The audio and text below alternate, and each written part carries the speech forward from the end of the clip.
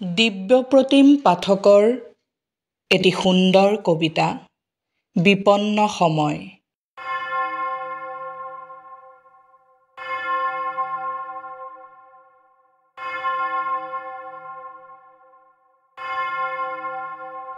চকুৰ আগত ভাহি থকা ডিজিটেল বজাৰত মানুহৰ মঙহৰ দাম কমিছে।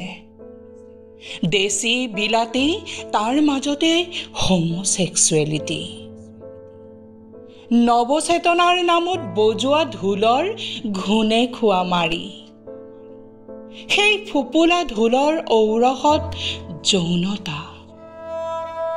মোবাইলৰ স্ক্ৰীণত ভাহি উঠা নিৰ্লজ্জ এচাম প্ৰজন্ম। আধুনিকতাৰ কি এয়াই অৱদান? ভুৱা নাৰীবাদত ওলাই কৰা যাউতি যুগীয়া পৰম্পৰা। বৰ্মা আঁতৰি আজি তেজীমলাৰ মাহীমাক হ'ল। জাতীয়তাবাদৰ আকৌ কথাই সুকীয়া। নিৰ্বাচনত কণী দিবলৈ পুহি ৰখা দৰিদ্ৰ চামক বুজাই জাতীয় ৰাষ্ট্ৰীয়তাবাদৰ ডাঙৰ ডাঙৰ উক্তি। হেৰ' সিহঁতক খাবলৈ দে, পিন্ধিবলৈ দে, জীয়াবলৈ দে। যি বাদত লাভ নাই সেই বাদৰ আকৌ গৰ্ভতেই হত্যা। ৰাজনীতিত ধৰ্ম চৰ্চা, ধৰ্মত আকৌ ৰাজনৈতিক চৰ্চা। খেলত ৰাজনীতি, পঢ়াত ৰাজনীতি, আকৌ ভাষাক লৈও ৰাজনীতি।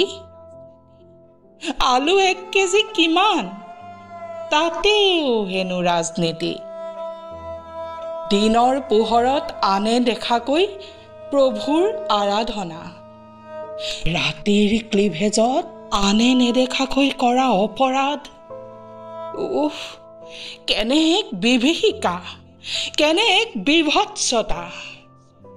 সময়েই বিপন্ন নে বিপন্ন এই সময়? সময়ে বিপন্ন নে বিপন্ন এই সময়?